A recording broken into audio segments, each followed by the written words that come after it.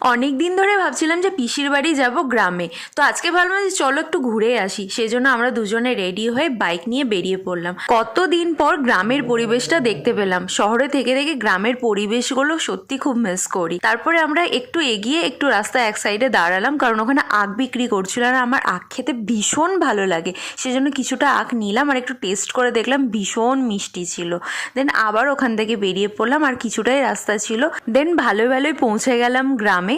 আর পিসি দেখো ওপর থেকে হাই করছে। বাড়ি ঢুকে হাত মুখ ধুয়ে আমি বেরিয়ে পড়লাম, কারণ গ্রামে এসেছি আর ছোট ছোট ছাগলের বাচ্চাগুলো ঘোরাফেরা করছিল, ওদেরকে কোলে তুলে আদর না করলে আমার হচ্ছিল না। আর এখানে বাড়ির পোষা একটা কুকুর ছিল যার নাম ছিল টমি, ওর সাথে সায়ক খেলছিল, আমিও খেলছিলাম। আর এইদিকে বৌদি তোড়জোড় করে রান্না শুরু করে দিয়েছে আমাদের জন্য।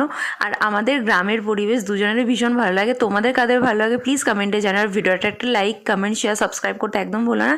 দেখা হবে নেক্সট ভিডিওতে। ভালো থেকো, বাই।